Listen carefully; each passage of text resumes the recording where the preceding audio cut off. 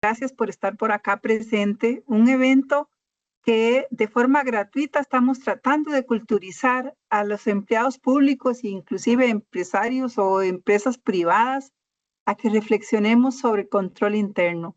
Esta es una forma de culturizar, de llevar el tema de control interno y riesgos a nuestra cotidianidad y con temas que son de suma relevancia y además muy actuales. Para esta tarde tengo el honor de presentarles a don Pablo Camacho Espinosa, que es un profesional con sólida formación en administración de empresas y finanzas, con múltiples maestrías, incluyendo un MBA por el INCAE y estudios en Canadá. Cuenta con más de 20 años de experiencia en auditoría, gestión de riesgos financieros y no financieros, consultoría empresarial y liderazgo de equipos en organizaciones regionales e internacionales. Ha ocupado cargos ejecutivos como auditor regional de riesgos en Promérica, Financial Corporation, gerente general del Instituto Interamericano de Responsabilidad Social y Derechos Humanos y consultor en Deloitte. Don Pablo Camacho, además, actualmente es miembro de nuestro comité de auditoría y esta tarde tiene la responsabilidad de llevarles a ustedes un mensaje importantísimo para hablar de riesgos, control interno y el riesgo de fraude, que es un riesgo que también sigue teniendo muchísima actualidad y que todos debemos enfrentar. No podemos dejar de hablar de este mal, que sigue siendo un mal, pero que debemos abordarlo con responsabilidad, con conocimiento. Así es que para todos los que nos acompañan esta tarde, adelante, don Pablo, bienvenido y bienvenidos a todos también.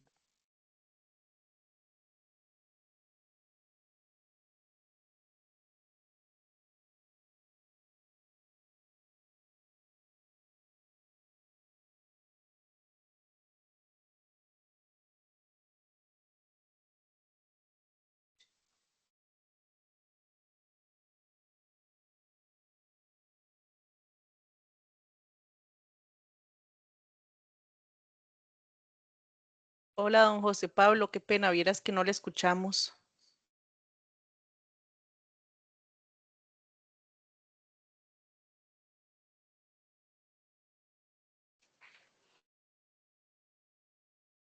Sigue muteado, don José. Se lo podemos mandar por WhatsApp. Yasmín dice que no tiene acceso al correo electrónico.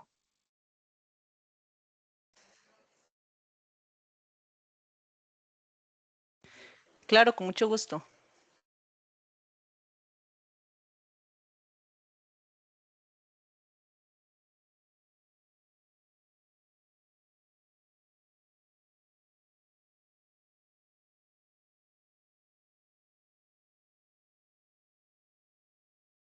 Y bueno, mientras logramos que don Pablo Camacho se conecte, esas vicisitudes que suelen ocurrir en estos eventos en vivo, les invitamos nuevamente a que se mantenga conectado a las 9 de la mañana y a las 2 de la tarde. Todos los días va a haber una conferencia importantísima para todos. De hecho, para mañana, martes, tenemos marco de acceso a la información pública y datos abiertos que nos va a dar doña Hazel Díaz Meléndez, que es una funcionaria de la Defensoría de los Habitantes. Nos va a hablar de ese tema tan relevante.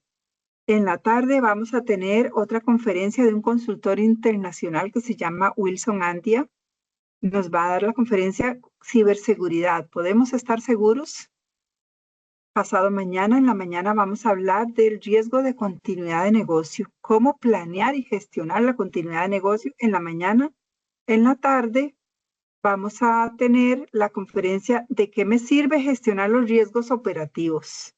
Esta charla de la tarde nos la va a dar Federico García, que es un gerente del área de riesgos y de otros tipos de auditoría de KPMG. En la de la mañana nos la va a dar Susan Fonseca, que es funcionaria del Instituto Costarricense de Electricidad. El siguiente día vamos a tener en la mañana canales de denuncia fortaleciendo la integridad basada en la ISO 37002 y ley 10.437. Si recuerdan, esa ley es la que habla de no tomar represalias con las personas que hacen denuncias. Actualmente lo que hace esa ley es pues penalizar cualquier conducta de represalia. Esa nos la va a dar André Barrantes, que es el CEO de Capacita y de Shogun Monitor, que es un software de atención de denuncias. En la tarde vamos a tener Transformando la cultura institucional, el poder del buen gobierno corporativo y el control interno, a cargo de la licenciada Maureen Alfaro González, que es actualmente la auditora interna del Colegio Federado de Ingenieros y Arquitectos de Costa Rica. Y para el viernes, ya para el cierre, en la mañana vamos a tener una conferencia que será impartida por el licenciado Gustavo Flores Oviedo, que es actualmente el auditor interno del Banco Popular, con la charla Debilitamiento de los sistemas de control institucional a la luz del índice de percepción de la corrupción, el IPC, que es un modelo internacional, unas consultas que se hacen a nivel internacional. ¿En qué posición estará Costa Rica? Ahí nos lo va a decir, nos lo va a contar don Gustavo Flores. Y para finalizar el cierre, y algo que suele ocurrirnos con frecuencia, sobre todo los que gestionamos el control interno y los riesgos, es que estos temas a veces se convierten en conflictos. Pues nos va a ayudar doña Sandra Garbanzo, que es una mediadora de paz. Ella es motivadora de liderazgo de culturas de paz. Ella nos va a dar la conferencia del conflicto a la confianza. Cómo lograr que los controles y riesgos se conviertan en aliados de tu equipo. Así es que cordialmente invitados para que todas las semanas no se pierdan estas conferencias que prometen estar a la altura de un evento internacional como es lo que estamos haciendo en este momento desde la Auditoría Interna de Correos de Costa Rica y desde la Dirección de Gestión Integral de Riesgos, también representada en este foro por don Miguel Antonio Loaiza Macís, que nos acompaña en este momento, y también pues la Dirección de Capacitación, que se ha puesto una flor en el ojal con este evento que ha sido coordinado por ellos. No sé si ya tenemos conectado a don Pablo Camacho.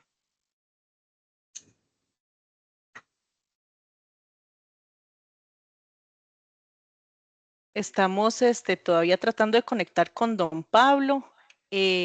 Por mientras, no sé si gustan participar en una pregunta. Ahí vamos a poner un pool. Entonces todos ahí traten de participar y al final, a la hora del break, vamos a dar la respuesta. De acuerdo, muchas gracias.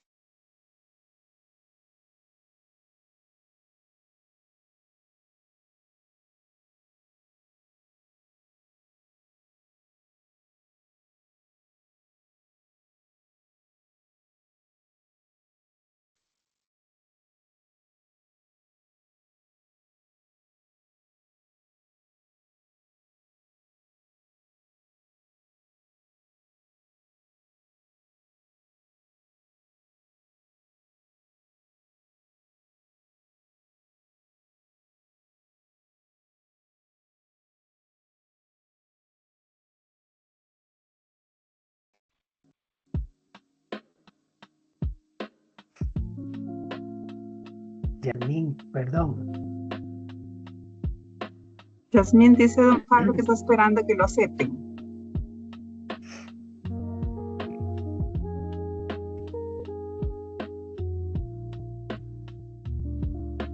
Vamos a revisar.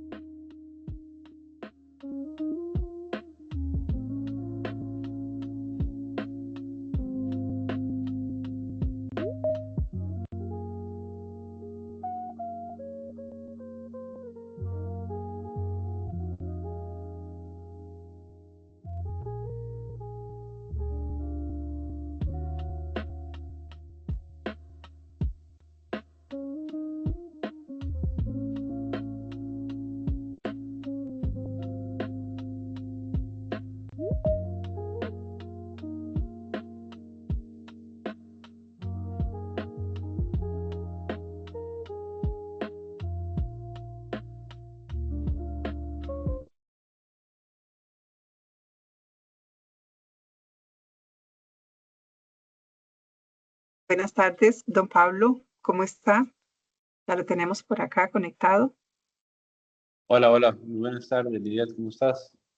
Muy bien, gracias a Dios. Qué dicha que ya logramos ingresar a la sala, esta sala donde estamos ansiosos de escuchar los conocimientos suyos, don Pablo. Ya lo presentamos, ya la gente sabe las cualidades suyas, así es que estamos solamente ansiosos de escuchar lo que nos tiene que comentar sobre control interno, riesgos y fraude. El riesgo de fraude que es tan valioso, tan importante, gestionarlo para todos nosotros. Adelante, don Pablo. Perfecto, muchísimas gracias. Nada más un segundito, internet, mi internet está bien, nada más para verificar y ver si también pueden ver mi pantalla completa, por favor.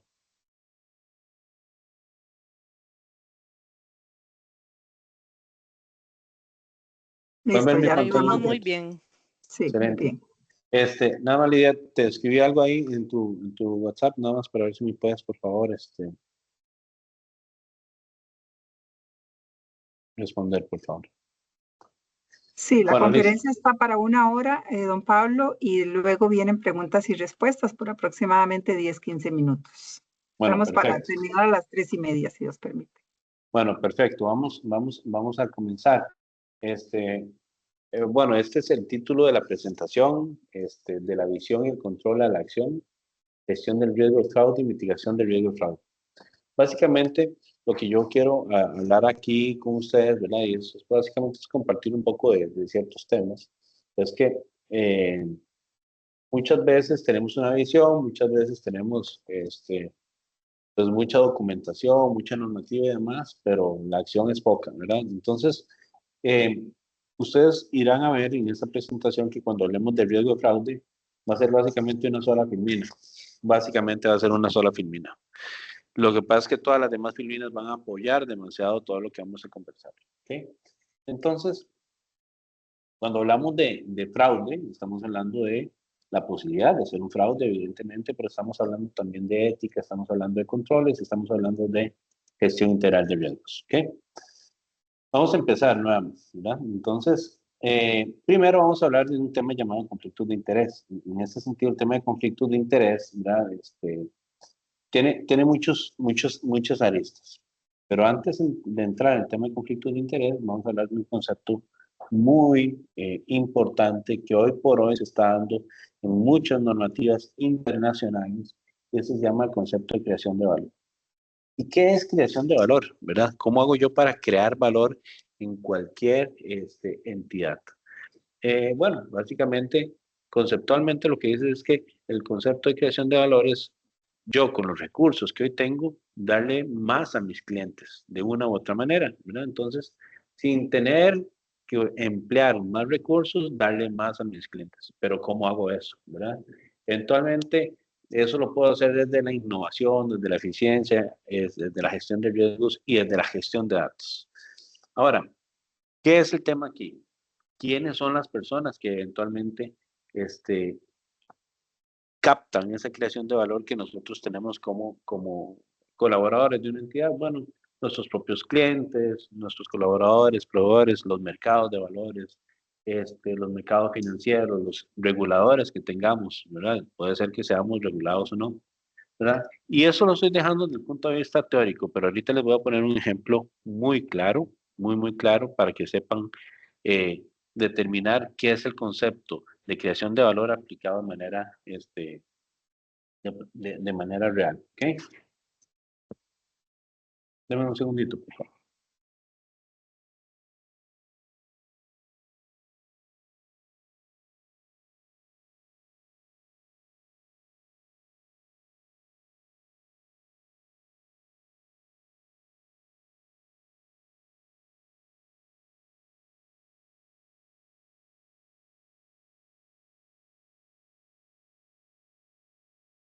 Van a disculpar, ¿verdad? Entonces, en este sentido, lo que es eh, la creación de valor se ve desde el punto de vista donde impactan sobre más ventas, más reducción de costos, el cumplimiento regulatorio y atracción de talento. Básicamente todo eso me ayuda a mí a optimizar recursos, que al final es lo que uno desea. ¿Ok? ¿Recuerdan ustedes Pollo Campero? Pollo Campero era un lugar que evidentemente vendía pollo, ¿verdad? Pero Pollo Campero lo que hacía era vender un pollo con un adecuado calibre, con un gran sabor. Y ellos también lo que vendían eran sus restaurantes limpios, ¿verdad? Restaurantes bonitos, en donde usted llegaba y básicamente siempre todo olía riquísimo, nunca veía usted mesas sucias, ¿verdad? Y bueno, eso es bien importante. Sin embargo, llega un gerente financiero y dice, bueno, pero ¿para qué vamos a tener nosotros 3 o 4 personas ahí limpiando los restaurantes si podemos tener una o máximo 2, dependiendo del tipo de restaurante? Entonces empezaron a quitar personas de la planilla, ¿verdad? Entonces ya los clientes empezaron a percibir que ya el restaurante estaba un poco más sucio, entonces los clientes dejaron de ir. Como los clientes dejaron de ir, entonces empezaron a bajar el calibre del pollo, entonces ya el pollo no era tan grande, sino que era más pequeño, ¿verdad? Ahí entra As de Oro y otros competidores, entonces empiezan a hacer un pollo más grande y más rico, bien grasoso, pero bueno, al final el cliente lo que quería era un pollo más grande, ¿no? Y entonces al final, Pollo Campero se terminó yendo del país. Lo que les quiero decir con esto es que cuando se tomó la decisión, ¿verdad? De decirle a los clientes, les voy a quitar la limpieza, les voy a reducir el calibre del pollo, fueron decisiones que eventualmente hicieron que en los estados financieros tuviéramos menos gastos, ¿verdad? Por lo tanto, íbamos a salir más bonitos en la foto, ¿verdad? Pero la foto de 1 mes, 2 meses, 3 meses. Pero luego, este, a los 4, 5, 6 meses ya tuviéramos menos clientes, por lo tanto menos ventas, menos utilidades y eventualmente el negocio dio el traste. Entonces, ¿qué es lo que quiere decir esto? Que las decisiones que tomamos son multiperiodo, son decisiones que si usted las toma hoy, eventualmente van a tener una afectación multiperiodo. Entonces, cuando tomemos una decisión, tenemos que tener claro, evidentemente, que esas decisiones pueden afectar la estabilidad empresarial. El concepto de creación de valor entonces dice que cuando yo tomo una decisión tengo que analizar si esa creación de valor me va a permitir a mí continuar en el tiempo, que si son decisiones sustentables, ¿verdad? Entonces, lo que tengo que hacer es buscar decisiones que le permitan al cliente, ¿verdad? No sé, aumentar su disposición a pagar con los mismos recursos que estoy dando, pero que eventualmente eso no genere una afectación en el periodo. Entonces, ya hoy que ustedes conocen este concepto de creación de valor, tienen una responsabilidad superior, ¿verdad? Ahora pensemos, cada vez que yo tomo una decisión, ¿cómo creo valor a través de esa decisión? Un segundo. ¿Qué observamos cuando hablamos de enfoque basado en riesgos? Cuando hablamos de enfoque basado en riesgos, lo que nosotros estamos hablando precisamente es de optimizar recursos para, evidentemente, no tirar para todo lado y tirar recursos para aquí, para allá y para allá, no tener un departamento inmenso y con ese departamento hacer un montón de cosas que eventualmente no están generando valor, pero sí entonces administrar los riesgos relevantes de la entidad de tal manera que esos riesgos relevantes son los que me están moviendo la aguja y entonces esos que mueven la aguja son los que yo tengo que trabajar, ¿verdad? A los cuales tengo que meter recursos, refuerzos, personas, oficinas, mejores máquinas, más memoria en las máquinas, servidores y demás, ¿no? Entonces, a los cuales también tengo que, esos procesos que son más riesgosos, tengo que meterles más normativa. Pero bueno, ¿qué ve uno a nivel de esto, de enfoque basado en riesgos? Un diseño impresionante, pero cuando se implementan, la implementación es básica, por no decir que mala, ¿verdad? Claro, eso es el mejor esfuerzo, eso es el mejor esfuerzo, ¿verdad? Entonces, la idea aquí o el llamado a atención es no tener normativas o gestiones que eventualmente tengan un premio Nobel a la literatura, pero la ejecución sea el premio a la peor película del mundo, ¿ok? Una premisa de administración integral de riesgos es decir, ¿quiénes son quién dentro de la organización?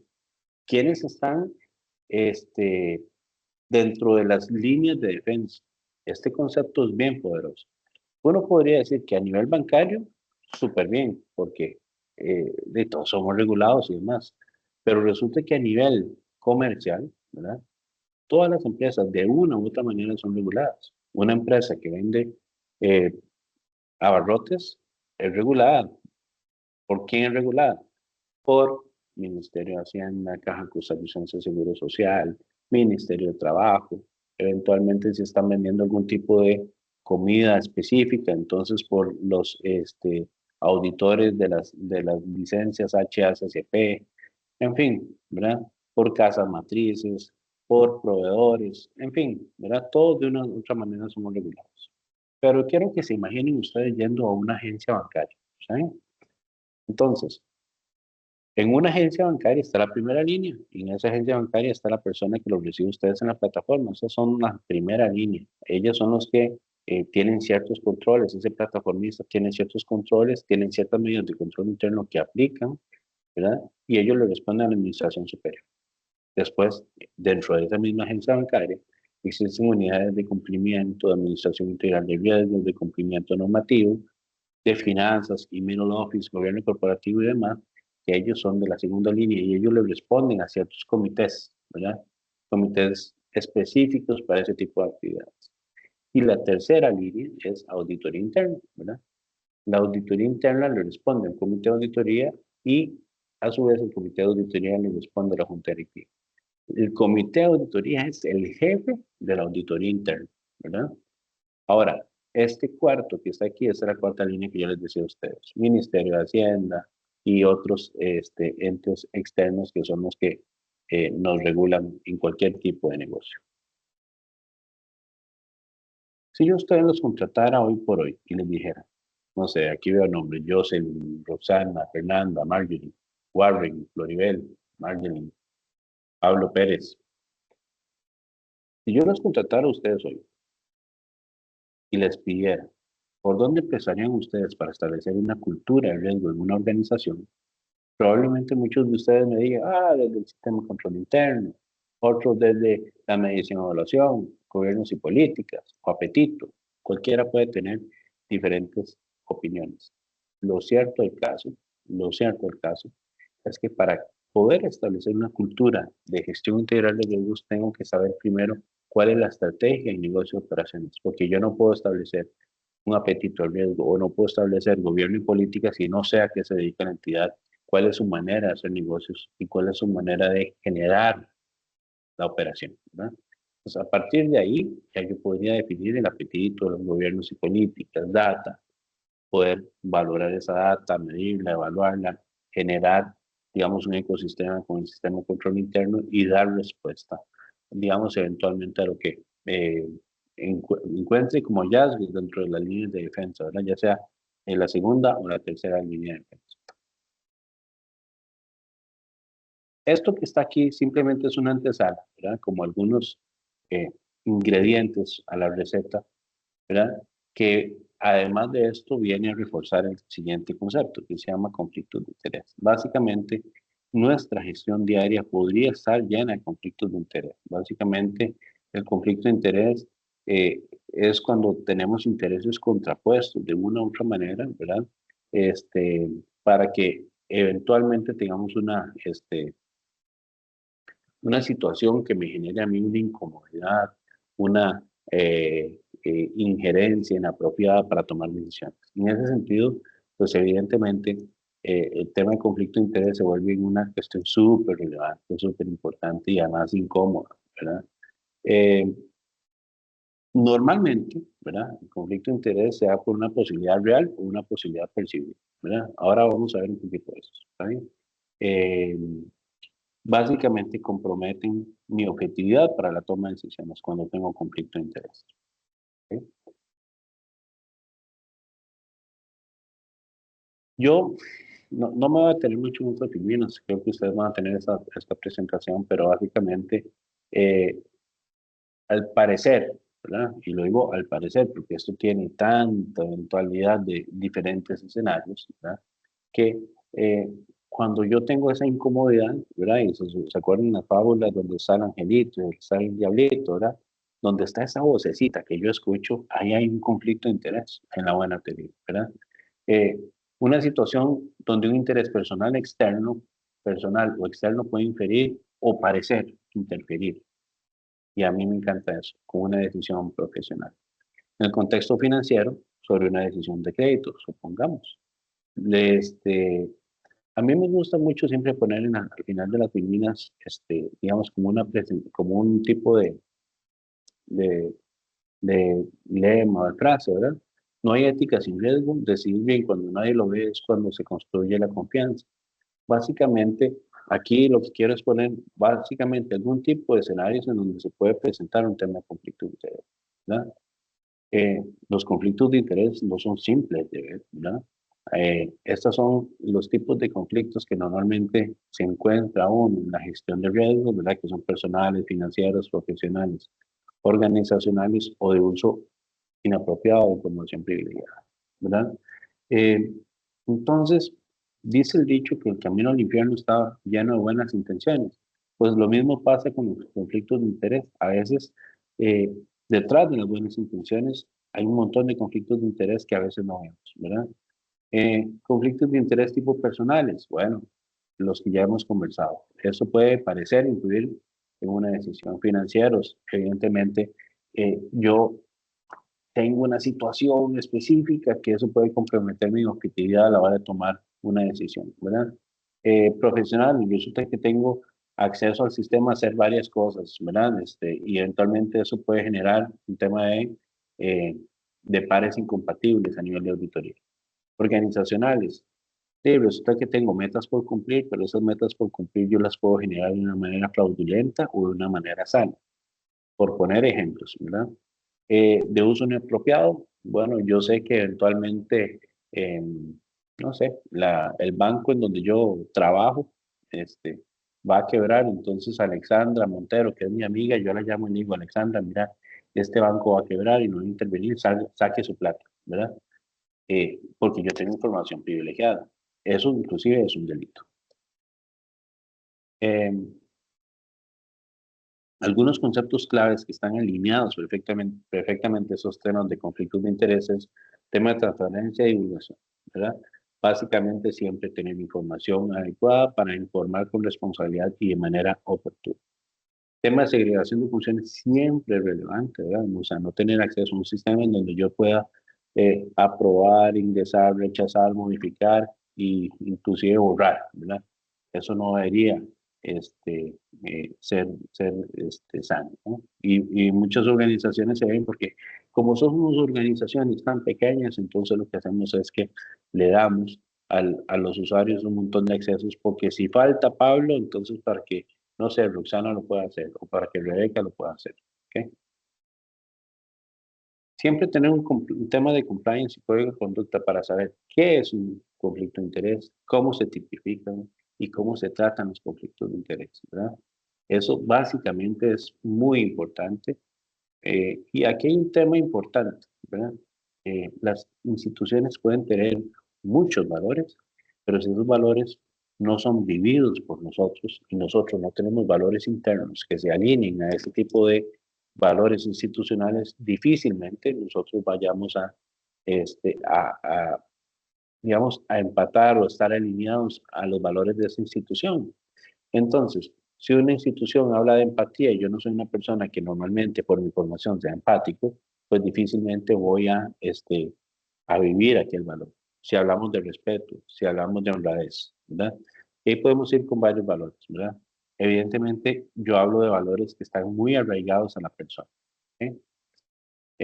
Y siguiendo con este tema, yo diría que el tema del gobierno corporativo, básicamente, que es toda una gestión de vamos a ver, de transparencia, información, saber tomar decisiones de manera aceptada, pero no aceptada, sino de manera informada. Es un proceso de toma de decisiones en lo que es gobierno corporativo. Su propia base o su propio control es precisamente el tema de los valores personales que se conjugan con los valores institucionales. ¿Okay? Hay otro concepto que me gusta mucho ver, que se llama ceguera de taller. Es cuando lo que es muy normal o que está ahí a simple vista a veces no se ve, ¿verdad? Como dice uno, era tan obvio que no lo vi, básicamente. Entonces, las cosas que son así, muy obvias, no es un tema de falta de capacidad cuando yo no las veo. Básicamente es que por un exceso de confianza no estoy observándolo dentro del proceso y eventualmente eso me va a generar un problema, ¿verdad? A nivel institucional o a nivel de gestión integral de riesgos, ¿verdad? Y luego un tema de neutralidad. Siempre es importante poder decidir con objetividad sin tener afinidad con terceras personas, inclusive conmigo mismo, ¿verdad? Además de eso, no tener ciertas presiones que eventualmente me afecten la neutralidad. Entonces, cuando hablamos de todo esto que estamos hablando por acá, que es un tema de conflictos de intereses, gobierno corporativo, gestión integral de riesgos, cultura de riesgos, estamos hablando de líneas de defensa. Vean todos los conceptos que hemos hablado aquí. Cuando hablamos de creación de valor, básicamente estamos hablando que esos son parte de la formación integral que debe tener cualquier profesional para evitar lo que conocemos el triángulo del fraude. ¿Está bien? Ahora, ¿qué es el triángulo del fraude? No sé si ustedes lo habrán escuchado, pero básicamente viene por varios temas. Tenemos este triángulo, ¿verdad? Isósceles, ¿verdad? Iguales medidas cada cateto, ¿verdad? En donde decimos, la base de esto es, tenemos la oportunidad para generar un fraude, pero además tenemos la capacidad de hacerlo. Y además de eso, es temporal, yo puedo generar un fraude de manera temporal, estoy siguiendo órdenes, creo que me lo merezco, y además de eso tengo cierta presión. Y las presiones vienen por temas de codicia, por estilos de vida, por una dificultad económica o por presión externa. Yo no sé si ustedes han visto una película que se llama John Q. de Denzel Washington, en donde él tiene que ir a secuestrar todo un hospital básicamente porque necesita que le operen su hijo. Él evidentemente tenía un conflicto de interés alrededor de esto. Y entonces es la forma más básica de ver un fraude, ¿verdad? Ejecutado en la vida real, aunque hay muchos otros tipos de fraude, ¿no? Entonces el tipo va y secuestra el hospital para que le operen su hijo porque resulta que la aseguradora no le estaba dando la cantidad de dinero necesaria para operarlo, ¿verdad? Entonces él tenía una dificultad económica, era temporal y además había un exceso de confianza y eficiencia en el control interno de ese hospital. Por lo tanto, él encontró la posibilidad de hacer un fraude, ¿verdad?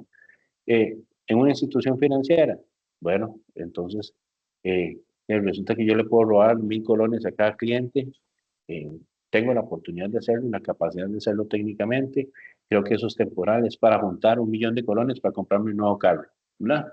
Es un tema de estilo de vida, ¿verdad? Entonces, todo lo que está aquí para atrás, ¿verdad? Todo lo que está aquí para atrás, más esto que les estoy indicando, son los ingredientes básicos para hablar sobre el triángulo del fraude. Entonces, ¿qué más que tener un buen control de conflicto de intereses, ¿verdad? Y además de eso, tener valores institucionales bien arraigados, malos personales bien arraigados y constantemente alineados para evitar temas de triángulo de fraude. Como ustedes verán, el tema de triángulo de fraude per se es un concepto muy básico, ¿verdad? Pero tiene todas esas connotaciones. Ahora, está bien. Hablemos de la parte romántica que ya hablamos, ¿verdad? Que es este tema de valores y el enfoque basado en riesgos, es un tema de gestión más específica para no tirar recursos por todo lado. Y además de esto hablamos de gobierno corporativo, que es un tema muy académico, pero bueno, también no solamente es académico, yo puedo ejecutar esto con normativa y darle vida a través de mis diferentes comités. En fin, todo eso está bien, pero resulta que toda institución necesita tener control. Entonces, vamos a hablar sobre controles. Si yo les preguntara a ustedes qué es un control, ¿verdad? Probablemente va a tener muchas respuestas. Difícilmente todas alineadas, ¿verdad? Puede ser que estén medio aterrizadas, pero no alineadas a lo que eventualmente uno quiere. Realmente se observa que el tema de definición de controles es un tema neurálgico en donde hay, digamos, bastante desinformación. Entonces, algunas personas podrían decir, el control es el sistema o el reporte. O resulta que el control es aquel cuadro Excel que está allá. No, el control es que tenemos una persona que le dice que revisa y le da check. ¿Verdad? Per se, eso no son controles, estimados, ¿verdad? El sistema per se no es un control, es la información que sale del sistema, pero no solo la información, la interpretación que sale del sistema, pero además las acciones que yo tomo precisamente para prevenir que algo suceda, ¿verdad? Entonces, si yo les hablara a ustedes de un proceso eventualmente grandísimo, uno diría, ¿dónde deberían de estar los controles establecidos? En los macroprocesos, en los procesos. ¿En dónde creerían ustedes que debería estar? Entonces, la teoría te habla precisamente de que ellos deberían estar en los subprocesos. ¿Por qué en los macroprocesos no? Porque los macroprocesos es algo súper amplio, ¿verdad? Ahí yo eventualmente todavía no sé cuáles son los riesgos que pueden existir para ejecutar una acción, ¿verdad? Eventualmente, entonces ahí yo podría tener temas de fraude, ¿verdad? En los procesos todavía no estoy en una línea intermedia, ¿verdad? Entonces por eso está aquí como macroprocesos, procesos, estoy en una línea intermedia. ¿A dónde deberían de estar los controles específicamente? En los subprocesos, porque en los subprocesos es donde ejecutamos cada una de las tareas diarias, ¿verdad? Y ahí es donde están los riesgos y ahí es donde se tienen que establecer los controles, ¿verdad? Entonces, si yo tengo un macroproceso de transferencias, un proceso podría ser transferencias locales, pero las transferencias locales pueden dividirse en dos, transferencias locales en dólares y transferencias locales en colones, supongamos. O pagos a proveedores en colones, pagos a proveedores en dólares, supongamos. Aquí, ¿qué podría haber de riesgo? Bueno, que le pague, en lugar de pagarle a Pablo Pérez en colones, le pague en dólares, ¿verdad? Eran 100,000 colones, le pagué 100,000 dólares. Ahora dependo entonces de que Pablo me devuelva mis 100,000 dólares para yo devolverle 100,000 colones, ¿verdad? Muchas veces sucede. Entonces, por eso es que es importante que en este nivel estén los controles que mitigan dichos riesgos. Esto que les presento aquí es una forma de establecer efectividad sobre los controles. Los controles todos tienen ciertos atributos. ¿Cómo funcionan? Si son correctivos, preventivos o detectivos. Si se ejecutan, cada cuánto se ejecutan. Periódicamente, más de una vez por mes, solamente cuando se pide, si son obligatorios, no son obligatorios, si se documentan, si no se documentan, si se hacen manuales, automáticos, si existe una ficha de control o no, en fin. Todos estos son atributos que me permiten a mí determinar si cada uno de estos se cumple, cuál es la efectividad de ese control. ¿De cuáles controles? De los controles que he establecido aquí, ¿verdad? Entonces, la idea es que ojalá todos los controles sean evaluados para verificar si la efectividad de los controles son los adecuados. Volviendo sobre el tema de conflictos de interés. Estas son las formas de clasificarlos también, ¿verdad? Potenciales, reales, efectivos o aparentes, ¿verdad? Ya eso más o menos lo conversamos. Personal, económico, financiero, laboral, político o ideológico, ¿verdad? Estos ya los habíamos conversado, el que no habíamos conversado es este otro, ¿verdad? Básicamente el tema de ciertas decisiones que usted puede haber influenciadas porque tienen afinidades partidarias. Y ahora que estamos en elecciones, eso se observa mucho, ¿no? Por el ámbito, si son internos o externos, ¿verdad? Entonces habrá que ver si los conflictos de interés vienen internamente o externamente, y si vienen externamente, que, bueno, muchos de los conflictos de interés son externos, normalmente hablando, ¿verdad? Entonces, vienen temas de relaciones con proveedores, ¿verdad? Más que todo eso se ve mucho en temas de compras, ¿verdad? Yo no sé si a nivel tecnológico es un tema que se da muchísimo siempre y eso es bien complicado, ¿verdad? Si a un cliente le doy una mejor tasa de interés que al otro, si a un cliente no le cobro un servicio y a otro sí, en fin. Según el impacto, hay algunos conflictos de interés que pueden ser moderados, ¿verdad? No pasa nada, ¿verdad? Pero debió declararse. Moderado, bueno, entonces eventualmente afecta la reputación institucional, pero digamos, es una posibilidad de que lo haga, es una posibilidad de que no, habrá que ver si es leve o si es grave, pero bueno, entonces hay que tener esa combinación de factores también para saber si eventualmente el impacto de gravedad es leve, moderado o grave, ¿verdad? Cuando ya es grave ya genera un daño económico, afecta la reputación y eventualmente es un tema que se mantiene en el tiempo. ¿Cómo se ha gestionado? No se declaró y está encubierto. Y cuando estamos encubierto, volvemos al tema eventual de un riesgo fraude, ¿verdad? O sí, se declaró y se gestionó, ¿verdad? Y cuando ya se declara y se gestiona, eventualmente va a tener una base de datos más apropiada para saber si los conflictos de interés están siendo bien gestionados o bien administrados dentro de la organización. ¿Dónde se manifiestan más los conflictos de interés? ¿En qué tipo de industrias? Y aquí es un orden, sí, por estadísticamente hablando, digamos, dónde es que se manifiestan más. Digamos, estamos hablando del sector financiero, sector sanitario, sector público y el sector tecnológico. Son los cuatro que tienen, digamos, mayor preponderancia y que se llevan casi el 80%, ¿verdad? De las estadísticas que se observan al respecto. ¿Verdad? Básicamente en bancos, en temas de gestión de créditos. En el sector sanitario, en las farmacéuticas es súper importante esto. De hecho, no sé si ustedes han leído recientemente una noticia de Smith Prime Vision, donde ellos perdieron por un tema de control interno que no se hizo la patente para una molécula que tenían para curar el cáncer. Resulta que ahora esa patente se les venció y ahora esa fórmula de la molécula es pública. Entonces, ellos lo que están haciendo hoy por hoy es comprando un montón de farmacéuticas que hacen investigación y desarrollo para que no les quiten mercado, ¿verdad? Y ellos tienen información privilegiada de cuáles son esas farmacéuticas. Entonces, ahí hay todo un tema de conflicto de interés. Evidentemente, en el sector público, todo lo que es construcción, ¿verdad? Infraestructura pública y contratación administrativa. En el sector tecnológico se cree que más o menos un 40% de los costos que se pagan por temas de tecnología son relacionados a mordidas y digamos, otros pagos, por decirlo de alguna manera, porque no son tan feos. El sector energético se da mucho también, ¿verdad? Evidentemente que hay un tema de tecnología implícito. En el sector legal siempre se ha dado, ¿verdad? Lo que pasa es que evidentemente ahora como hay tantos temas de compliance, los abogados tienden a cuidarse un poco más. En la parte del sector educativo, ¿verdad? Con lo que es eh, digamos, determinación de algunos tipos de carreras para que sean acreditados por entes reguladores internacionales, ahí se da mucho. Y en el sector de construcción e infraestructura, eso pues siempre se va, ¿verdad? Eso estamos claros, ahí tenemos ejemplos específicos de MECO y demás. ¿Okay?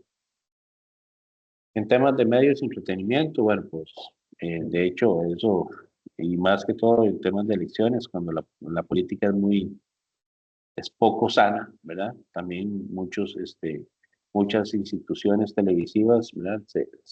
Toman un bando y cuando toman un bando hay un conflicto de interés y cuando toman un conflicto de interés evidentemente hay fraudes y esos fraudes pueden quitar y poner presidentes. Eso hasta que da pena hablar de ese tema y eso lo estamos viendo recientemente en nuestro país. Y en temas de las ONG y organizaciones sin fines de lucro, ¿verdad? Creo que estamos clarísimos de que eventualmente pueden haber ciertos conflictos de interés cuando le estamos otorgando a una organización sí y a otra no, ¿verdad? Creyendo que eso eventualmente eso está regulado internacionalmente, ¿verdad? Porque los proyectos y programas tienen que ser balanceados y demás, ¿ok? ¿Cuáles son los errores comunes que favorecen la generación de conflictos de interés? Evidentemente hay muchos, pero estoy hablando de temas estadísticos, ¿verdad? Precisamente no declarar situaciones de posible conflicto. Otro tema es que todo no saber que no todos los conflictos de interés tienen una medición muy efectiva, ¿verdad? Hay unos de reputación, de poder institucional, de evidentemente favoritismo, reconocimientos, otros temas. Al final todo impacta en la parte económica, ¿no? Pero digamos, qué sé yo, uno que podemos hablar claramente es, no sé, el divorcio que hay hoy por hoy entre la prensa y entre el gobierno actual, ¿verdad? Evidentemente es un tema que afecta, ¿verdad? Y que no necesariamente es medido de manera económica, ¿verdad? Las buenas intenciones no sustituyen los buenos procesos, ¿verdad? Eso es como una frase que me robé de uno de los libros que habla sobre temas de conflicto de interés. Aunque uno no haya querido hacer daño, eventualmente puede estar haciendo que la entidad entre en un tema de conflicto de interés, definitivamente. El tema de la falta de control y su cultura institucional débil, que ahí trajimos un tema de cultura para conversar, evidentemente, de manera un pincelazo sobre eso. Evidentemente hay todo un tema ahí que favorece el tema de conflictos de interés, que favorece entonces también la generación del triángulo de fraude y eventualmente la materialización de riesgos, ¿verdad? Cuando el liderazgo es meramente complaciente, Y básicamente el liderazgo también se apunta a que las cosas no están tan bien. Entonces, no me importa cumplir con la normativa, pero sí cumplir con las metas, ¿verdad? Eso ya me genera a mí ruido, ¿verdad? A nivel de controles, ¿verdad? Entonces, me brinco los controles, me brinco la normativa para llegar a las metas, ¿verdad? Cuando tomo decisiones, ¿verdad? Con información insuficiente, entonces no opinar sobre lo que no se comprende es incorrecto. Hoy por hoy la tendencia es trabajar con datos. Y si soy experto en un tema, no dar una opinión solamente sobre el tema. Yo solo necesito tener datos y además de eso necesito también tener personas que me den una segunda opinión. Entonces tomar decisiones informadas. ¿Ok?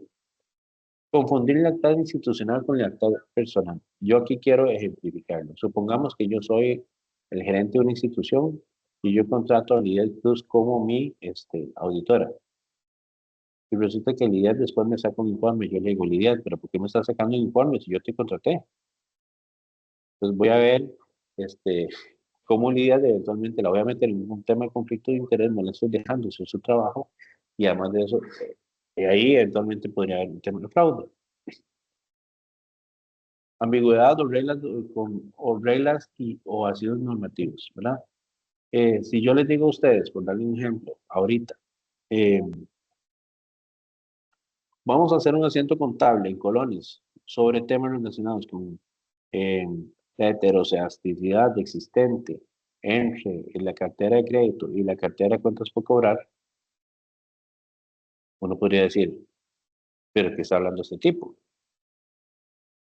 Y eventualmente eso puede estar fuera de contexto y eventualmente puede ser que ustedes además no conozcan los términos, ¿verdad? Entonces, cuando no se conocen los términos, eventualmente podemos tomar decisiones y cuando hablamos de heterocedasticidad estamos hablando de un concepto meramente estadístico, ¿verdad? O si hablamos de kurtosis o si hablamos de cualquier otro tema estadístico, que tiene todo que ver con el tema de la dispersión que hay en temas de cuentas por cobrar y los plazos con los que cobro, o también carteras de crédito. Eventualmente, si eventualmente las políticas están llenas de esas palabras de domingo, de esas palabras que abusan de la intelectualidad de los contenidos, pues es clarísimo que no vamos a tener claro qué es lo que tenemos que hacer a nivel de auditoría, a nivel de controles, a nivel de riesgos, a nivel de gestión integral de riesgos, ¿cierto? Entonces, ahí necesitamos que nuestras políticas sean claras, ¿verdad? Y que eventualmente esas palabras muy específicas que no conocemos, ojalá estén hasta en los glosarios, ¿verdad? Pero si no lo estamos haciendo solamente a nivel de normativa, sino que en un comité eventualmente llega alguien y nos empieza a hablar, mire, es que necesitamos que la curva leptocúrtica, no sé qué, no sé cuánto, cuando hablan de esos, con esos términos así, uno decir, un momento, no estoy entendiendo el mensaje y necesito saber qué es lo que usted me está diciendo para yo saber qué tipo de papel o rol puedo tomar en este proceso. Eso es muy importante. Temas de comunicación efectiva es una nueva tendencia en temas de gobierno corporativo y eso ya se ve inclusive en marcos internacionales, ¿verdad? Y luego cultura del silencio o miedo a señalar, ¿verdad? Hay instituciones en las que no se puede hablar, ¿verdad? Básicamente, y no hay seguridad psicológica para decir las cosas. Entonces yo de repente necesito dar una opinión, y no sé, estoy hablando con don Miguel Antonio Loaiza, ¿verdad? Y le digo, don Miguel, es que tal y tal cosa me parece que no es así, ¿verdad? Y usted viene, don Miguel, y me regaña todo enfrente de todo el mundo. Le juro que la próxima no le vuelvo a decir nada, porque no voy a tener la seguridad psicológica, ¿verdad? Suponiendo que don Miguel sea mi jefe o sea una persona que sea muy influyente a nivel de regulación o a nivel interno, ¿verdad? Te lo juro que no le vuelvo a decir nada, porque no me voy a sentir en la seguridad para poderle decir en un espacio, no importa si es público o privado, de hacer una pregunta, ¿verdad? Entonces, yo podría decir, no, es que si voy a hacer cierto tipo de comentarios, no sé, y viene Gabriela Campos, y yo le digo, mire, Gabriela, es que estaba viendo que el informe tal y tal no está tomando en cuenta tal y tal artículo normativo y usted me regaña todo enfrente de todo el mundo y me dice, no, es que precisamente esa normativa va a cambiar y si usted no lo ha leído, lo siento, es problema suyo. Me regañó todo enfrente de todo el mundo. Pero yo les estoy hablando cosas que son muy claras, que se dan en el día a día en diferentes tipos de comités donde la comunicación no es efectiva y tiene todo que ver también con el tema anterior, ¿verdad? tema de seguridad psicológica es un tema muy importante, el tema de comunicación. Y pues bueno, eso es lo que tenía por mostrarles ahora. Es una presentación evidentemente súper rápida, ¿verdad? Lo que pasa es que hay temas bastante poderosos acá, ¿verdad? Que requieren toda una, sesiones grandes, de bastantes horas para poderla amarrar con gestión integral de riesgos, amarrar con gobierno corporativo, amarrar con temas de controles, amarrar con creación de valor, ¿verdad? Y como eso, a nivel de temas de gobierno corporativo, puede tornarse una herramienta de gestión estratégica, inclusive hasta para hacer negocios y definir adecuadamente apetitos de riesgo.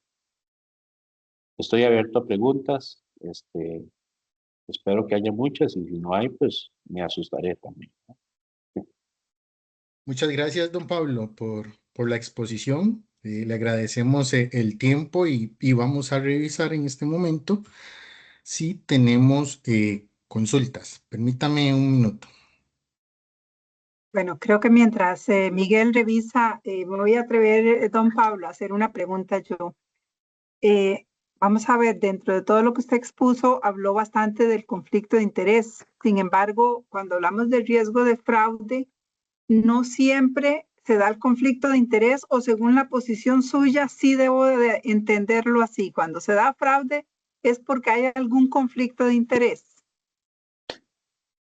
Bueno, según las propias estadísticas relacionadas con todo esto, que bueno, eventualmente uno lo puede encontrar en institutos de auditores internos y demás, el 95% de las veces que hay un fraude, siempre hay un conflicto de interés. Siempre hay un conflicto de interés. ¿Por qué? Porque precisamente tengo la propia presión mía, ¿verdad? Que puede ser cualquiera de estos temas de codicia, estilos de vida, dificultades económicas o presiones, ¿verdad? O básicamente porque un jefe me lo está diciendo. El caso del cementazo que pasó en el BCR, que eso es información pública, es un ejemplo claro de triángulo del fraude. Y no necesariamente las personas que ejecutaron el fraude eran personas que querían ejecutarlo, sino que lo tenían que hacer por un tema de presión externa. La presión externa era la jefatura, ¿verdad? Ahora, ¿qué conflicto de interés había ahí? Si yo no hago esto, me despiden. Pero ¿qué era lo correcto de hacer? No hacerlo y renunciar e ir a denunciar ese caso. Sin embargo, eso no pasó, ¿verdad? Siempre, siempre, siempre, si ustedes se ponen a revisar cualquier tipo de fraude, normalmente tiene implícito un tema de conflicto de interés, precisamente por cualquiera de esos aspectos que están aquí en cualquiera de esos catetos del triángulo de fraude. Mire, no hay controles. Qué bueno yo poder hacer esto. Y además tengo la capacidad. Oiga, específicamente ahí es donde sí hay un conflicto de interés. Tengo la capacidad y ojo, ¿verdad? Hay muchos dichos de las abuelas, ¿verdad? Donde dice que donde hay temas económicos, cualquiera puede pecar, ¿verdad? Precisamente si yo veo una situación específica de esto, lo mejor es denunciarlo, lo mejor es decir la auditoría y eventualmente ser proactivo y establecer controles que no me permitan a mí generar ese fraude, porque en cualquier momento el conflicto de interés se da. El conflicto de interés no es estático, es dinámico. El conflicto de interés se puede dar en cualquier momento. Hoy yo estoy muy bien económicamente, pero mañana no. Y si yo tengo una posibilidad de hacerlo, si alguien me lo ofrece, si es poco detectable, muchas personas podrían sucumbir. Gracias. Don Pablo, tenemos por aquí una. ¿Qué papel desempeña la cultura organizacional en la prevención y gestión del riesgo de fraude? Bueno, total. El papel que juega es total, es crucial. Precisamente porque aquí es donde se definen a nivel de políticas, ¿verdad? Cuáles son de mi tolerancia a esos riesgos de fraude, ¿verdad? Cero tolerancia al riesgo de fraude. Entonces, si hablamos de riesgos de fraude, cero tolerancia, también tenemos que hablar en las políticas de sanciones. ¿Cuáles son las sanciones que tendrían que haber?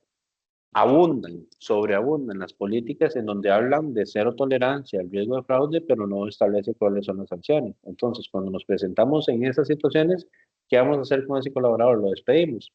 No porque la convención colectiva, no porque el sindicato, no porque aquí, no porque ya. Bueno, eso sucede mucho, ¿verdad?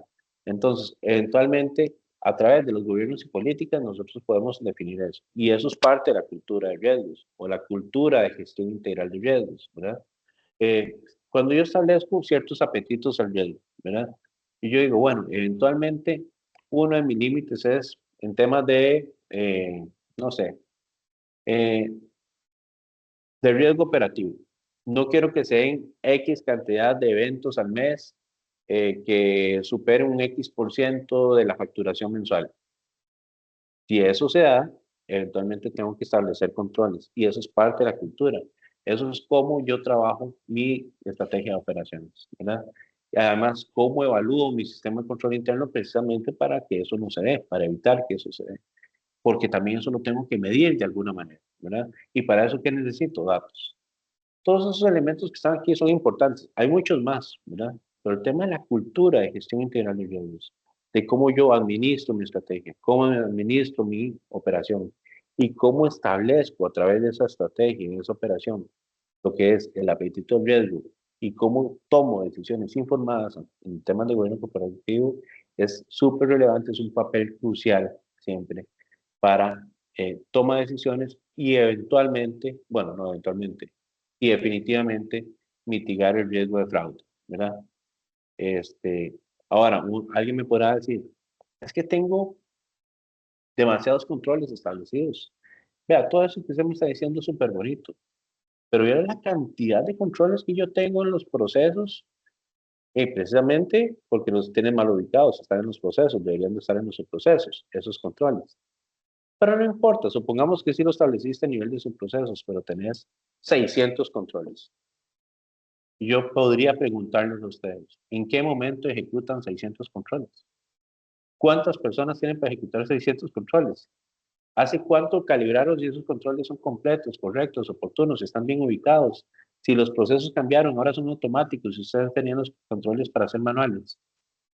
Entonces, a veces la efectividad de los controles, ¿verdad? Es súper relevante, bueno, eso no siempre es relevante para determinar precisamente esto, ¿verdad? Lo que es que no se materialice el riesgo de fraude. ¿Y dónde está eso? Precisamente en temas de umbrales, gobiernos, políticas y estrategia, operaciones y negocios. Gracias. Tenemos otra consulta. ¿Cómo contribuye un sistema de control interno eficaz a la detección temprana y mitigación del riesgo de fraude dentro de una organización? Bueno, contribuye totalmente, precisamente por lo que acabo de decir, ¿verdad? Ahora, vamos a ver, cuando nosotros hablamos de un sistema de control interno, don Miguel, ¿a usted qué se le ocurre en un sistema de control interno? ¿Qué es? Perdón, estaba consultando aquí. No sé, cuando yo le pregunto a usted o a usted, doña Lidia, ¿qué es un sistema de control interno? ¿Para ustedes qué es? Ah, claro, un sistema que busca o procura el alcance de los objetivos de la organización. ¿Pero qué estamos hablando? ¿Un sistema informático? No necesariamente puede ser manual o automatizado, pero bien ordenado. Lidia, ¿usted qué opina? Sí, completamente, de que un sistema es la capacidad de integrar los diferentes actores, ¿verdad? No solamente estamos hablando de la automatización, más bien de integrar personas, procesos y tecnología en pro del cumplimiento de los objetivos organizacionales. Esa es la respuesta adecuada, ¿verdad? Un sistema de control interno, estamos hablando de un sistema informático per se, una aplicación, estamos hablando de sistemas, controles, personas, hardware, software, normativa, todo eso es parte de un sistema de control interno y un sistema de control interno que se hable, ¿verdad? Entre una y otra línea es precisamente, ¿verdad? Pues, uno no podría decir que es la pomada canaria, pero es lo que más mitiga los riesgos, porque aún así siempre se van a dar riesgos, ¿verdad? De fraude. Lo que quiero decir es que dentro de los 5 componentes de control aquí, ustedes al final lo que van a ver aquí, no sé, es un estado financiero, ¿verdad? En una entidad. Y ese estado financiero tiene un montón de números, ¿verdad? Utilidades y demás. Pero detrás de eso hay personas, procesos, riesgos, controles, errores, hay fraudes, hay discusiones, hay reuniones, hay un día a día, ¿verdad? Y en ese día a día, el sistema de control interno, dentro de estos 5 componentes que están aquí, son súper relevantes, precisamente por lo que hemos estado conversando, ¿verdad? Esta cultura de ambiente de control, ¿verdad? Es, digamos que, lo que va a generar mayor mitigación en temas de riesgo. Gracias. Por acá otra consulta. Eh, ¿Qué prácticas recomiendan para evitar que las relaciones personales o comerciales influyan en decisiones dentro de la institución? Bueno, aquí hay, ¿verdad?, muchas maneras de matar las pulgas, como dice el dicho, ¿verdad? Pero el tema es, dame un segundito, aquí, es cómo se gestiona el conflicto. Vea, conflictos pueden haber siempre. Siempre pueden haber conflictos. Inclusive yo llego a una institución y resulta que me gustó la muchacha tal y me enamoré y nos casamos, ¿verdad? Pero podría haber un conflicto ahí, porque resulta que ella es mi auditada o yo soy el auditado de ella, ¿verdad? ¿Cómo hay que gestionar ese conflicto? Bueno, antes, en la vieja escuela, los echaban a uno, echaban al otro, ¿verdad? Uno tiene que tomar esa decisión.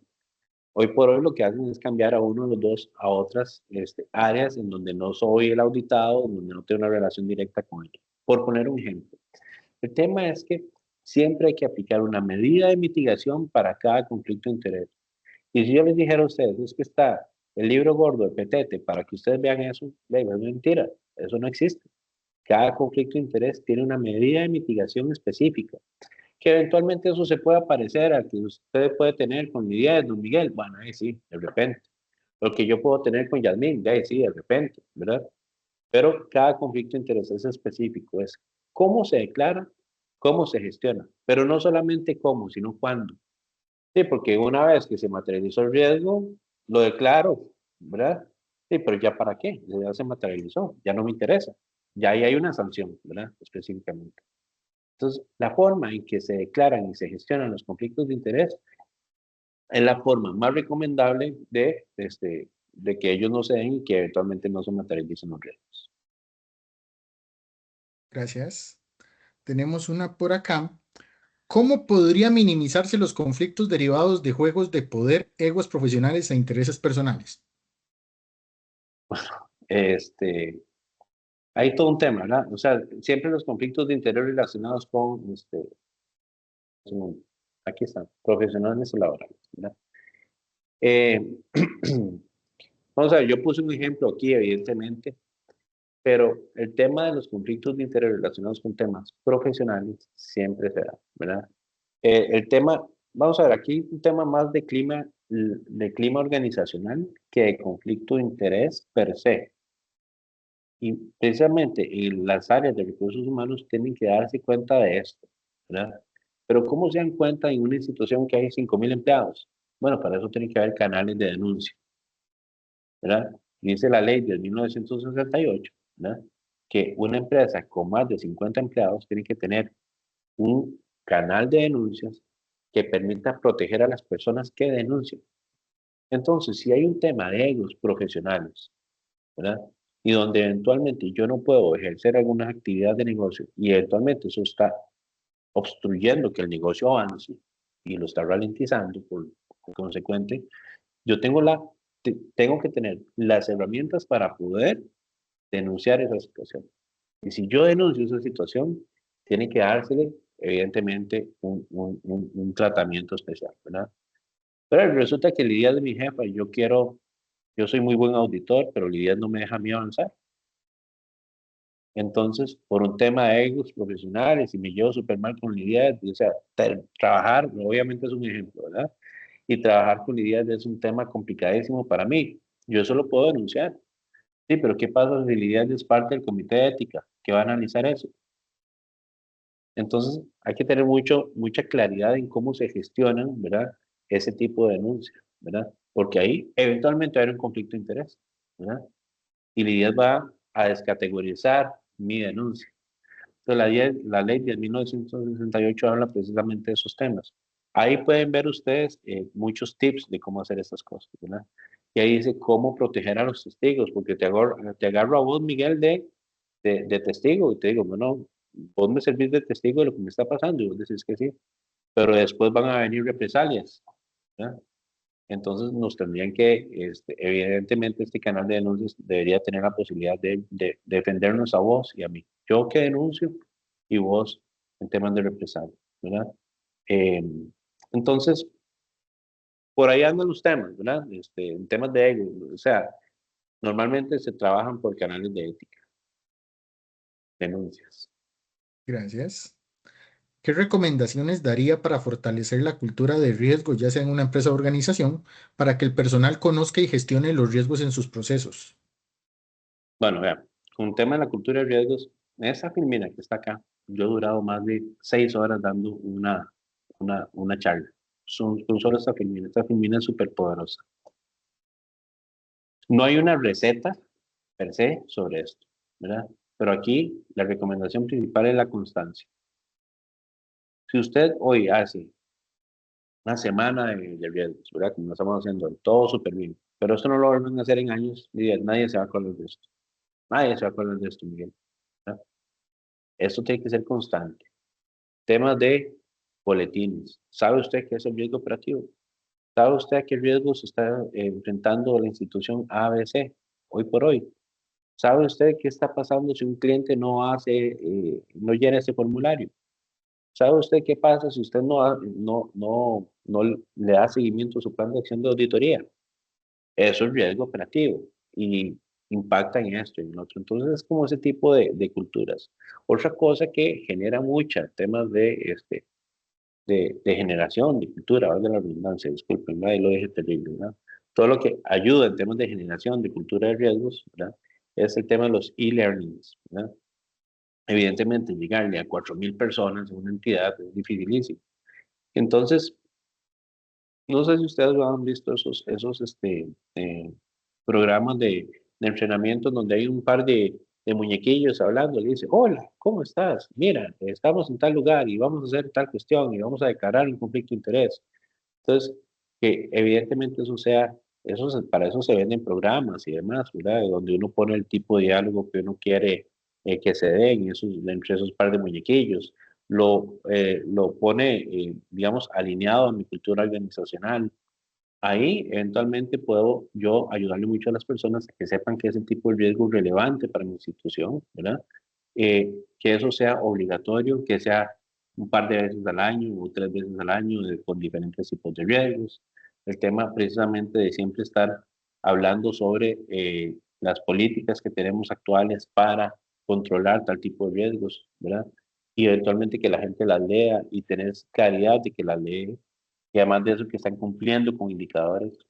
Si una entidad no tiene indicadores, ¿verdad? Que son estos límites que están aquí, y yo ejecuto mi día a día, y nunca pasa por mi mente que hay un indicador relacionado a esto, difícilmente yo voy a saber qué riesgos. Por más programas, por más boletines, por más sistemas, por más personas especializadas, definitivamente eh, eso tiene que ir desde arriba y cascadear hasta la última o la persona de más bajo nivel o el perfil más básico, ¿no? Eso tiene que ser un tema así siempre, porque si no, definitivamente la gestión de riesgos no permea dentro de la entidad. Gracias. Pues no tenemos más consultas al momento, pero quisiera aprovechar su opinión respecto a, bueno, lo que es el informe de las naciones de la ACFE. Establece generalmente que la forma de identificar el fraude es a través del canal de denuncias. Es el medio más poderoso, ¿verdad? Para poder llegar a identificar estos temas. ¿Qué podría recomendarnos en esta línea para trabajar en el tema de canal de denuncias? Vamos a tener una capacitación específica de este tema, de canales de denuncias, pero desde el enfoque de fraude y aprovechando su expertise, ¿qué opinión tiene de esto, verdad? Que sea el medio por el cual se identifican más fraudes a nivel institucional, organizacional. Bueno, precisamente de la ACFE, bueno, yo estoy asociado a la ACFE, entonces precisamente de ahí es donde tomo parte de las estadísticas que les estoy presentando.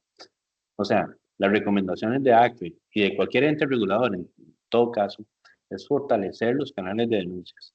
Fortalecer, bueno, de mi experiencia como consultor, uno va a empresas y resulta que no permiten denunciar de manera anónima, ¿verdad? Entonces, ¿yo qué seguridad psicológica voy a tener para poder denunciar? ¿Verdad? Entonces, poder darle a las personas la posibilidad, ¿quiere declarar a nombre propio o de manera anónima? No, de manera anónima. Yo selecciono de manera anónima.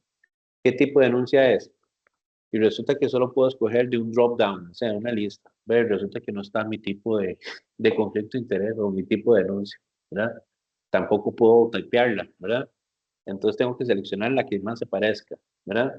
Entonces vengo y además de eso me permiten solo poner 256 caracteres. Sí, no puedo denunciar nada, ¿verdad? Si no puedo denunciar nada, entonces ¿para qué existe un canal de denuncias? Y si además denuncio, todo el mundo va a saber, ah, mira, fue desde la dirección IP 10.xxxx. Ah, ya sabemos que fue Pablo Camacho, ¿verdad? Entonces, el fortalecer los canales de denuncias y darle omnicanalidad es lo mejor que se puede hacer en este tema. Y si hay denuncias que son muy específicas, que eventualmente yo estoy claro que pueden determinar de una situación de represalias en contra mía, yo tendría la posibilidad en ese canal de denuncias de denunciarlo a nivel externo, que es yo, un bufete de abogados, ¿verdad? Entonces, que se valore que eso se denuncie a nivel externo antes que llegue al comité de ética que existe, ¿verdad? Porque a veces los comités de ética están con los directores y jefes, pero resulta que ellos no deberían de estar ahí porque podrían tener conflictos de interés. Entonces, siempre fortalecer los canales de denuncia, ¿verdad? Apegado, evidentemente, también a normativo, ¿verdad? Es importante. Pero otro tema aquí es que se está dando mucho, y debo decirlo, ¿verdad? Que es un tema que puede, claro, espero que no me hagan crucificar con lo que estoy diciendo, pero en temas de acoso laboral y acoso sexual hoy por hoy es parte importante de los temas de denuncias, ¿verdad? Y se da mucho, ¿verdad? Y en mi experiencia en revisando esto, hay mucho tema de acoso laboral y acoso sexual que mujeres denuncian a hombres, ¿verdad? Y se está dando una gran tendencia que eso se dé más y más cada vez, y bien que se haga, porque eso se ha dado por años y difícilmente las mujeres tenían donde denunciar, ¿verdad? Pero gran cantidad de esas denuncias están muy sesgadas, ¿verdad? Entonces, el análisis de cada una de las denuncias es súper, súper, súper relevante, ¿verdad? Porque a veces lo que parece ser no es, ¿verdad? Entonces, es importante también tener claro un adecuado proceso de investigación de cada una de las denuncias, ¿verdad? Estoy hablando aquí con datos que son reales, o sea, y ahí lo verán seguramente con ACPE, ¿verdad? O seguramente cuando alguien ver esos temas, pero es específico. Me encantaría que hicieran esas preguntas ahí. Bien, don Pablo, le agradecemos el espacio. Eh, Tenemos tenemos una mano mano levantada. levantada, sí. Excelente. Bueno, muchísimas gracias por darme aquí el espaciecito. Es que tengo una pregunta. Ok, Claro. el sistema de control interno es un sistema que debe calibrarse constantemente, debe Claro. actualizarse, pero ¿qué pasa si, por ejemplo, alguien convenientemente desea quitar un control o un riesgo, ya sea para cubrir una mala práctica, un error o hasta un fraude? ¿Qué se puede hacer en ese caso? Bueno, Carolina, gracias por esa consulta, porque esa consulta es pan del día a día, ¿verdad? Pan del día a día. Bueno, vamos a ver. A veces voy a ir desde lo sano a lo no tan sano, ¿verdad? Para hacer más, digamos, jugar un doble papel aquí de abogado al diablo. Carolina, ¿está bien? Vea, a veces resulta que queremos automatizar un proceso que normalmente se hace manual, ¿verdad? Y cuando automatizamos ciertos procesos, tenemos que eliminar controles, porque digamos ya esos controles no tienen razón de ser, ¿está bien? Porque antes se hacían de manera manual y ahora todo va a ser automatizado, ¿está bien? Resulta que empezamos a confiar tanto en los sistemas que aún así, aunque sean automatizados, se materializan riesgos, porque resulta que el sistema está generando un indicador y va a través de la base de datos de aquí y no de aquí. Entonces el cálculo está haciendo de manera incorrecta. Entonces, resulta que quitamos el control y ahora se nos está materializando un montón de riesgos. A veces eso puede ser una forma, digamos, de pues que no hay dolo y demás. El problema aquí es cuando hay dolo, Carolina, ¿verdad? Y cuando hay dolo por eliminar un control, ¿verdad? Que eventualmente lo podemos eliminar porque, ay, resulta que qué pereza ejecutarlo, es un control grandísimo, ¿verdad? Y entonces ese control no sabemos cuál es la efectividad de ese control y demás. Ahí es donde la cosa se pone complicada y donde tenemos que tener precisamente los canales de denuncias para determinar si hay un conflicto de interés de esa persona, ¿verdad? Muchas veces, eliminar controles lo que hace es ocultar como le llamo yo, los costos ocultos de la no calidad. Cuando las cosas se hacen mal, ¿verdad? Precisamente a veces quiero quitar controles para que los controles no demuestren a los demás que eventualmente está dando algo así. Ahora, ¿qué sucede? También que hay controles, Carolina, que son más caros que el propio riesgo que se materializa. Entonces, hace un tiempo venía una señorita y me decía, mira, es que hay un control que nosotros ejecutamos todos los meses y ese control me permite a mí que no se materialice un riesgo de 130,000 colones al mes. Yo no, excelente, excelente. Resulta que mi jefe decidió quitar ese control porque ese control yo duraba 4 días ejecutando. Yo le digo, ok. Y entonces ahora lo que vamos a hacer es contratar a una persona para que ejecute ese control y yo dedicarme a otras cosas. Y digo, pero un momento, ¿cuánto le va a costar a la entidad, a esa persona? 1,000,000 de colones en promedio, y lo que se está materializando son 130,000 colones al mes. Entonces no importa que no exista control. Al final, ¿verdad? Son 130,000 pesos contra 1,000,000 contra 1,000,000 de colones. A nivel de patrimonio, a nivel de estadística y todo eso no representa ni un 0 punto nada de patrimonio, ¿verdad? Ni de pérdida, ni nada. Entonces, al final, hay ciertos riesgos que uno podría decir que no importa que se materialicen, uno lo que hace es administrarlos, así se llama. No es que uno les va a hacer de la vista gorda, uno los administra. Y uno sabe que ahí están, que se está materializando, pero que eventualmente la cura es peor que la enfermedad. Entonces, en este sentido, Carolina, hay que tener, digamos, como bien claro cuál es la línea del por qué estoy quitando ciertos controles, ¿verdad?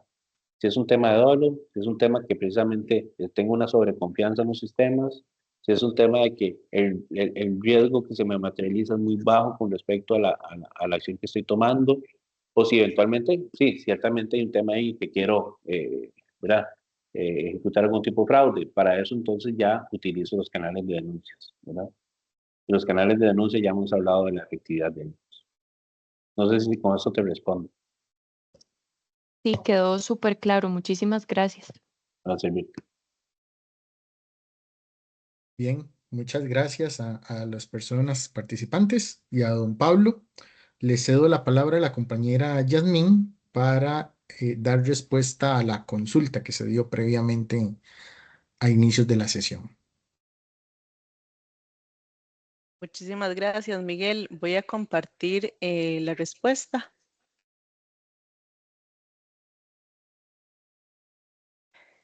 Hay unos segundos para que vean la respuesta correcta y muchas felicidades a todos los que participaron. Y ahora sí los dejamos con doña Lidia para el cierre final. Muchas gracias, Yasmín. En realidad, sumamente agradecida con la Dirección de Capacitación que nos ha ayudado a que esta coordinación sea todo un éxito.